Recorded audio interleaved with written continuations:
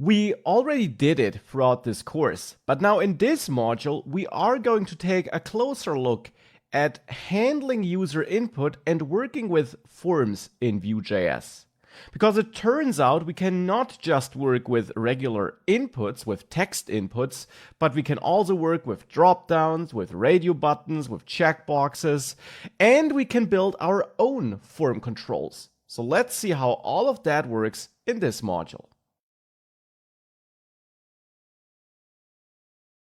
And for that, as so often, you find a starting project attached, download it, extract it, run npm install, and then npm run serve once you installed all dependencies. And this brings up the development server. Once this is up and running, this is what you should see on the screen. Now here I prepared a very basic form for us. We got an input field for a text here, an input field for a number, we got a dropdown, we got some checkboxes, and we got some radio buttons, and then also a button to submit the form. Now let's first of all focus on how we can connect Vue to all those inputs and get information out of these inputs, since this is probably something you'll need a lot in apps you're building. Let's thereafter talk about form validation and how we can add basic validation here. And let's at the end also build our own form control. But step by step, here's the form.vue file, and here you see all the markup for the form you see here on the screen. Now this component has no script logic at the moment. It just has a template and some styles. So let's actually get started by adding a script object, and let's start by extracting some data out of these inputs. And for the moment, I will simply log that data to the console so that we see that extraction worked. So we will need a method for that, of course, which is triggered when the form is submitted. And I'll name it submit form. That's my method name. And that's something we already did in this course. We can now trigger this method here when this form is submitted. We could also add a click listener to the button we have here, but since buttons inside of forms submit those forms and trigger the submit events, you typically want to listen to those submit events instead.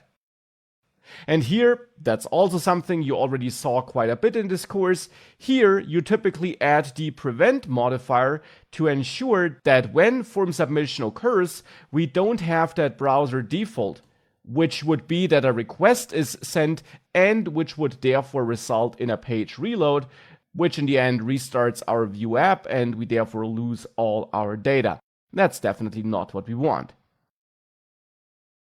So here I want to trigger the submit form method, and now let's see how we can connect Vue to those different inputs.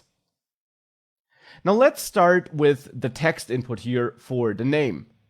We have two main ways of getting data out of such an input.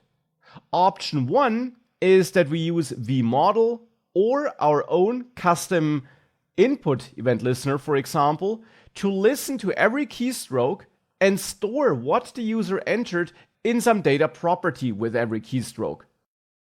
This is perfectly fine and especially useful if you maybe also want to validate this input on every keystroke, to show an error message even before the user tried to submit anything. In addition, if you use vModel, you of course have two-way binding, which can also help with resetting the form. With two-way binding, you can not just listen to what the user entered, but you can also overwrite what's in the form, and you can change the value which is stored in the input. And that also can be helpful. And actually, that is what I will do here. I will add a couple of data properties, and therefore we need this data option in our component configuration object here. And I will start by adding a data property for this name input I have up here for the username. So let's go down here and let's add a username field.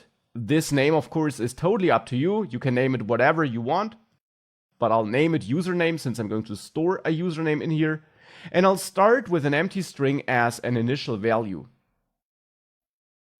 Now we can bind this with vModel here to this input. And that means that View will automatically detect every keystroke, update the value stored in username, but when, on the other hand, we change what's stored in username with our code, for example, when the form is submitted and we reset the value, then our change will also be reflected in this input.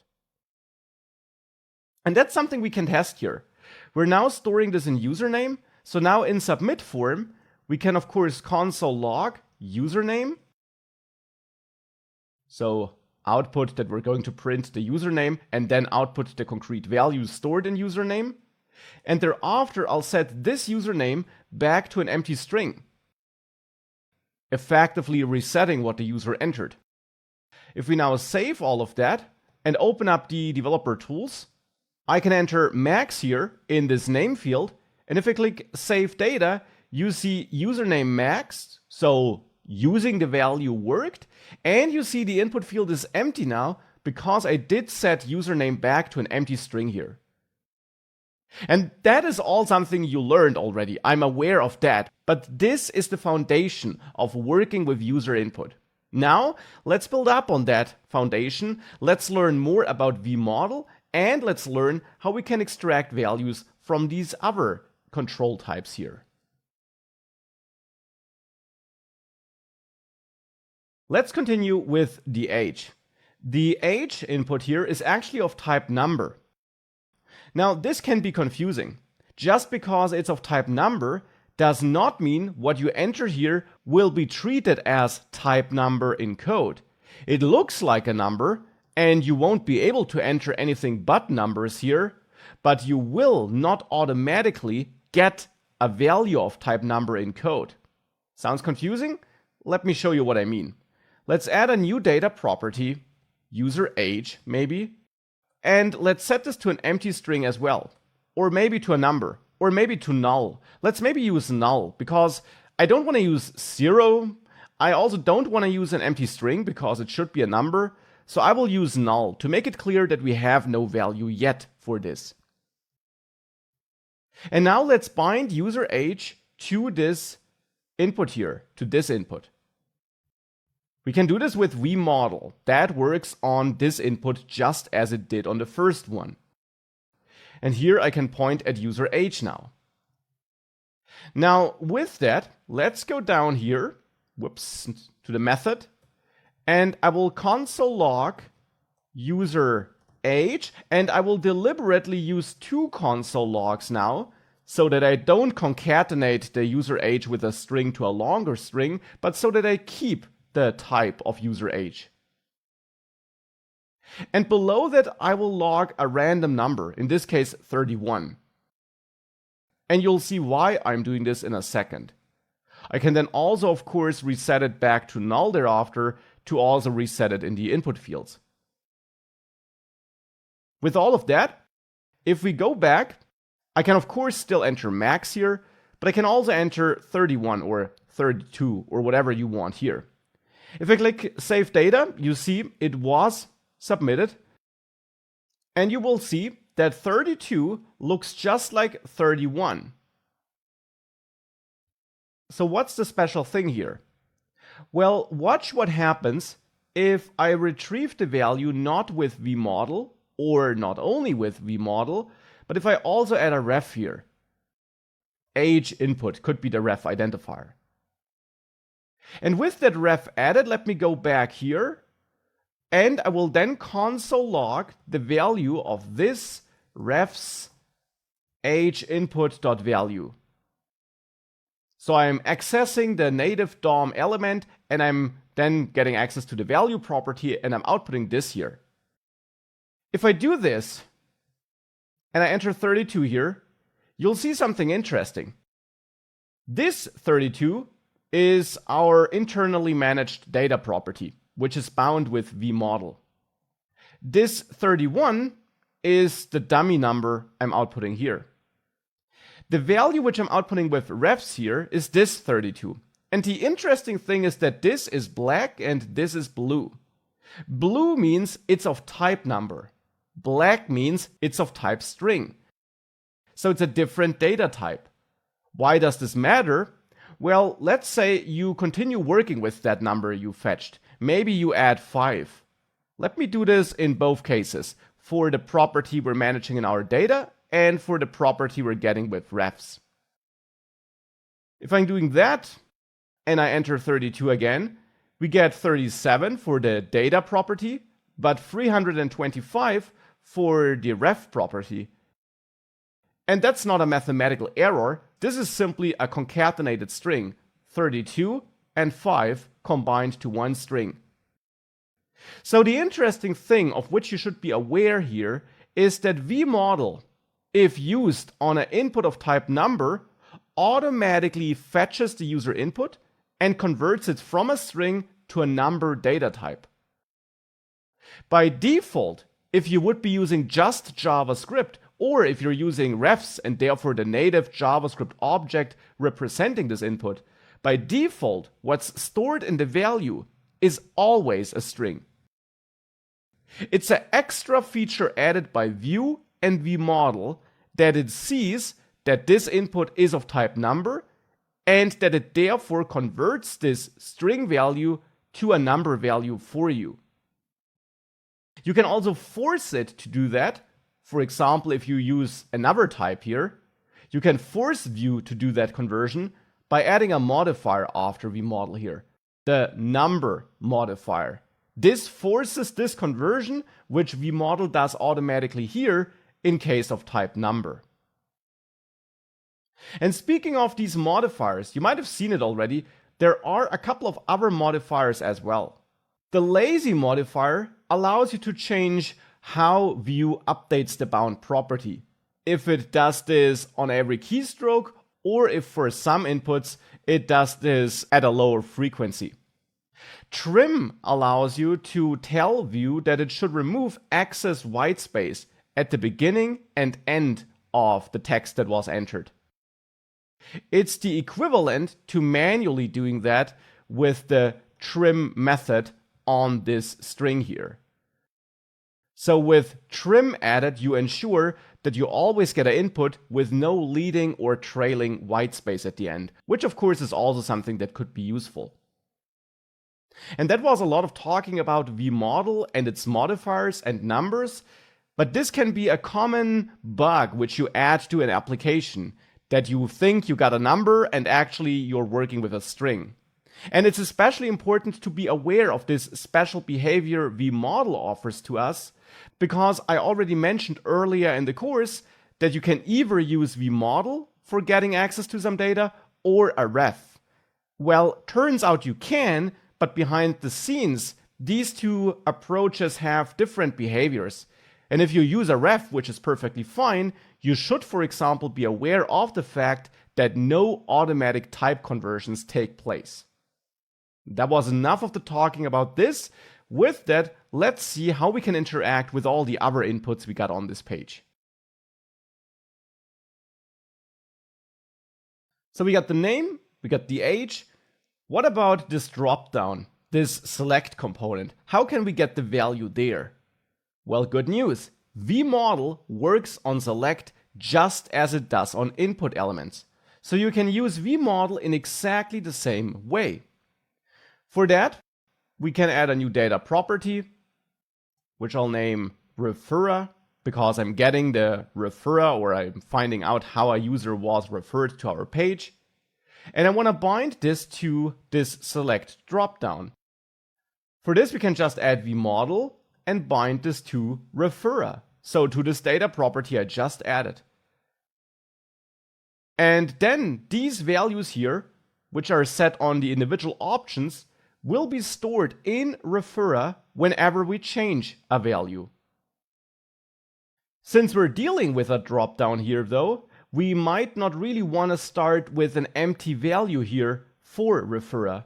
This was fine for the text inputs, where indeed the inputs are empty at the beginning, but in the dropdown we want to start with a default choice. And to do that, we should have a look at the values that are used behind the scenes for these options and pick our favorite starting value. Maybe word of mouth, so the WOM identifier. And that's then the value which I want to store initially here in the referrer. It's also the value to which I want to reset it here. So I will console log referrer and output this referrer. Also add a plus here. And thereafter set this referrer equal to WOM. With that, if we save this, you see word of mouth is pre-selected if we reload. And I can change this. And if I save that, we get referrer Google here. And I'm getting referrer Google because I changed it to Google before I submitted this, just in case you were confused. If I submitted with word of mouth selected, I get the word of mouth identifier here. So that is how easy it is to get values for a select dropdown with Vue.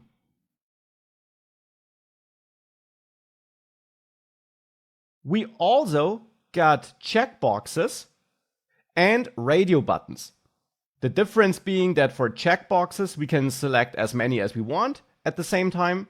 For radio buttons, we can only select one at the same time if they share the same name attribute, which they do here. So we can add data properties for this as well, because it turns out we can use vModel here as well. So we got our interest checkboxes and then our how radio buttons. Hence, I'll add two new data properties here. Interest, and set this to null initially, and how, and set this to null initially. And how can we now use vModel for that? Well, we simply go to our inputs. Let's start with the checkboxes. And then on every input, we can add vModel. By the way, you don't always have to add it at the end. You can add it anywhere in this attribute list. And now simply reference the data property where this should be stored, in my case, interest. And we do this on every input here, on every checkbox, and the same for the radio buttons. Here it's how. That was the data property I added. So let's do that here on all the radio buttons. And with that added, let's see what's inside those values when we submit the form. So here I'll console log my checkboxes, and then thereafter console log this interest to see what's in there. And I will console log the radio buttons, and then console log this how to see what was in there. And I also want to reset that. So thereafter, I'll set this interest back to null and this how back to null. And we will see whether that works. If I save that, this is what we got. Now I'll select news, and oh, it's now always selecting everything here. So what's wrong here? Well, if you got multiple checkboxes with the same name as I do here, this automatically creates a group of those checkboxes. This is fine, but we need to handle it differently. In this case, we should create an empty array as a starting value here, and Vue will then add all the checked elements to this array. So we do this here, and we reset it to an empty array here. If we now reload, we can check these individually. However, you'll notice that it still behaves strangely. If I, for example, uncheck one, then all get unchecked. Because we need to make one adjustment here. We need to add values to those checkboxes here. And these values need to differ, because otherwise Vue doesn't know which value to add to this array. So here I'll add a value of news, here a value of tutorials, and then here a value of nothing. And I'll reformat this to make it a bit easier to read. So these are my checkboxes, and I added this value attribute now, which is a default HTML attribute giving every checkbox a unique identifier, which is used behind the scenes. And I will already do the same here for the radio buttons. I'll also give those individual values. For example, the first one receives a value of video, next one receives blogs, and the last one here receives other. And then I'll save that. If we now reload this again, I can check them individually and they now really work on their own. Also the radio buttons. And if we save this, we see for the radio buttons, video was selected. Thereafter it was cleared because we reset everything, but that was what I did select before. And for the checkboxes, we get this proxy object, which in the end, under target, has the values I had checked. And just to double check this, let's pick nothing and tutorials here and blocks on the radio buttons. If I save this, we see blocks for the radio buttons, and for the checkboxes, we see nothing and tutorial. So we got the keys here in an array then. And that's how we can extract values from checkboxes and radio buttons, also with the model and with help of the value attribute. Now there's also one other case we could cover here. What if you had a single checkbox? And for that, I'll actually add a new div here with class form control right above the div with the submit button. And in there, we can add an input of type checkbox, give it an ID of confirmed terms maybe, and a name of confirmed terms, because that's what I want to use it for. I'll add a label thereafter and say, agree to terms of use, and point at the confirm terms input with the for attribute. And now how can we get this value? This is now not a group of checkboxes, but a single checkbox for that given name. Well, we can of course also use vModel here. If I add a confirm prop here and set this to false initially, a confirm property, in my data object, we can bind this with vModel. So here on this input, which we just added, I'll add vModel and point at confirm. And now let's output this as well. I will console log confirm and then console log this.confirm here. So pointing at the data property we just added. And thereafter I'll set this confirm equal to false again. If we now save that and reload, here's our box. And if I check this and save data, you see we get true.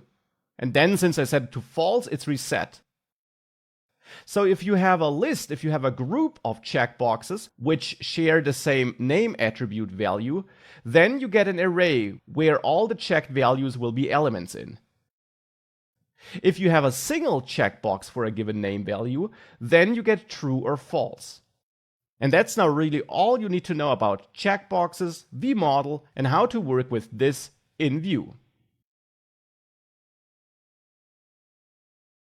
So now we know how to get values with vModel. We also already saw that an alternative to that could be refs. Refs behave differently, but if you only want to read data once, they can be a great alternative. Now I will stick to vModel here. And I want to dive, at least briefly, into input validation. We already did some validation in the last course project, where we showed this error alert if one input was empty. And of course, that is something you can do. In your submit method, you can check all the values, and if some value doesn't satisfy some condition you want it to have satisfied, you can show an error alert. Nothing wrong with that. We could also validate certain inputs on every keystroke, or whenever the input blurs. For example, here on the name, we could watch for the blur event, so when the input loses focus, and then we could check if the value stored in there is valid, and if it is not, we could show the user an error message. Here's how we could implement this. We can add a blur listener to the input. Blur is a built-in event. And we could then trigger a method, validate input, for example, which we add to our methods down there. Here I'll add a new method, validate input. And now we could add a new data property here, username validity, which initially, let's say, is pending because we don't know it yet. the user didn't have a chance of entering anything. And here in validate input, we could then check if this username, so the data property which we're updating with vModel, if this username, once we trim it, or we already trim up there with vModel as you learned, so let's maybe do that, so that we don't need to do it again in the code down there. So we check if this username is equal to an empty string, which means it would be invalid. Then we can set this username validity to invalid. Else, we set this username validity to valid. It's no longer pending because now we know that it is valid. And with that, we could then, for example, go up to the input again and add a paragraph below the label and input where we say, please enter a valid name. And we only show this with the if user name validity is equal to invalid. So not if it's pending and not if it's valid. We could also add a conditional clause here to this form control. Let's say we add an invalid clause if username validity is equal to invalid. So if that yields true, this invalid class is added to this div. And we could utilize this in our CSS code here at the bottom, for example here, to check if we have a form control div, which also has the invalid class on it, and then target the input element in there to give it a border color of red. And maybe repeat that rule here to also target a label and give that a text color of red to highlight the invalid input. And if we do all of that and reload, it initially looks fine, but if we click in there and then don't enter anything valid and click out of there, it gets this blur event, and hence we get our error message and our error styling. And if we enter something valid here and then blur it again, we remove that. And if we enter a bunch of white space, that also gets this styling because we have the trim modifier. And that's just one idea I want to give you. There are thousands of different ways of implementing validation, and you can also definitely implement it in a more flexible and dynamic way than I did it here. But it is important to be aware of patterns like this, since this allows you to build the user interfaces and user experiences you probably want to offer to your users. So that's it for now about validation. One possible way of adding live validation before something is submitted. Not that the other approach would be wrong, but just to also show this. Now let's see how we can build our own form controls. Thus far, we always worked with those built-in form input elements. And of course, you will work with those a lot. But sometimes you also need to build your own one. Well, let's do that now. I will build a rating control element here, which allows the user to pick a rating. So here we'll have a template, and I want to have an unordered list in there because I will have 3 choices. First choice is poor, second choice is average, third choice is great. Now these choices should be clickable, so I will actually add buttons here around these words so that we have better semantics and make it a bit more accessible. And then we can add our scoped styling here, like that. Now, I will keep it relatively simple. I'll just remove the list style from the unordered list, give it a little bit of margin to top and bottom and no margin left and right, remove all padding, and set the display style to flex to use flexbox, and then style the list items to give every item a margin of 1 rem left and right.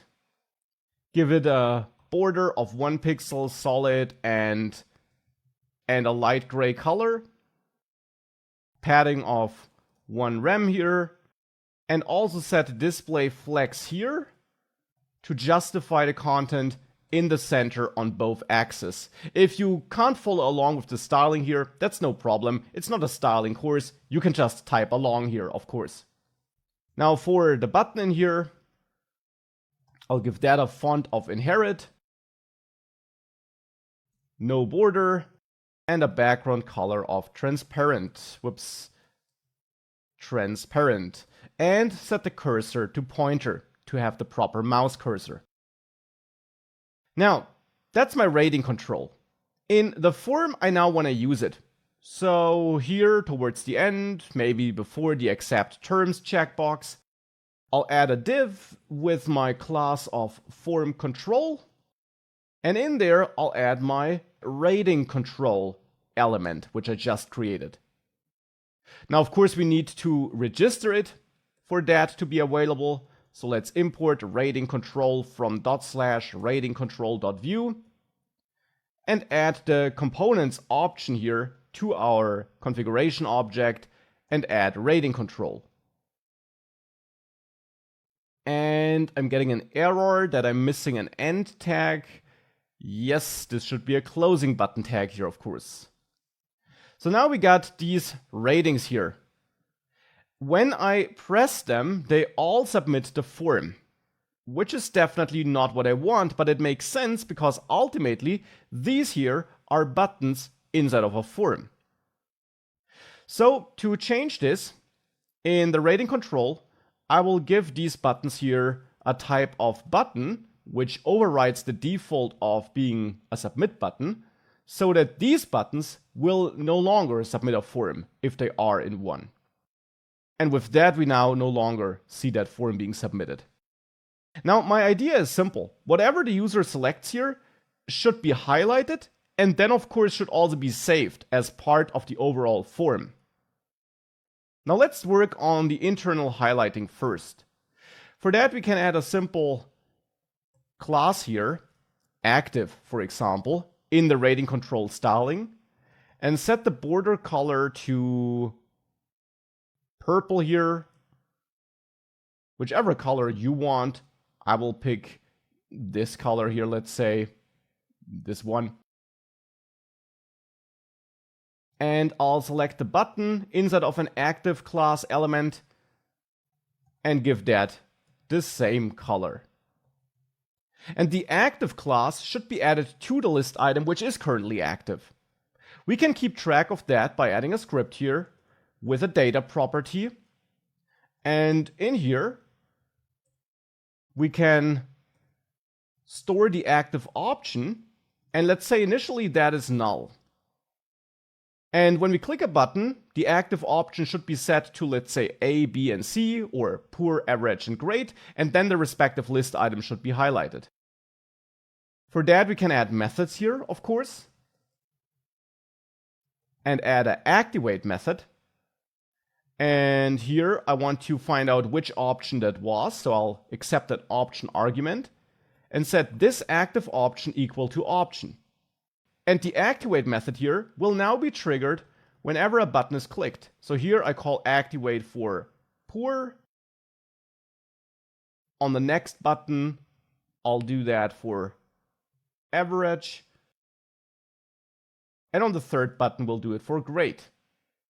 And now we just need to pick this value up and add the styling to the proper list item element by binding class dynamically and adding the active class, which is the class we added down there, if, in this case, active option is equal to poor. And I will now copy that to all the list items. Here I check for average, and here I check for great. If we save this, we are able to pick different options, and indeed it gets highlighted. This is all nice, but how can we now connect this to our form? Well, it would be nice if we could use our own control, the rating control, just like the built-in inputs.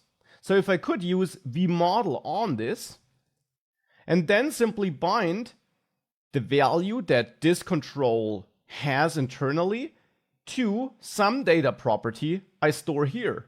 So that I have a rating here, initially it's null, and I bind rating with vModel to the rating control. It would be nice if we could use it like this. And we can. You might remember that at the beginning of the course, relatively at the beginning, I explained that vModel on an input element was in the end just a shortcut. It was a shortcut for manually listening to the input event and binding the value attribute. You might remember this. I mentioned this at the beginning. vModel is just a shortcut for this. And that's something we can leverage.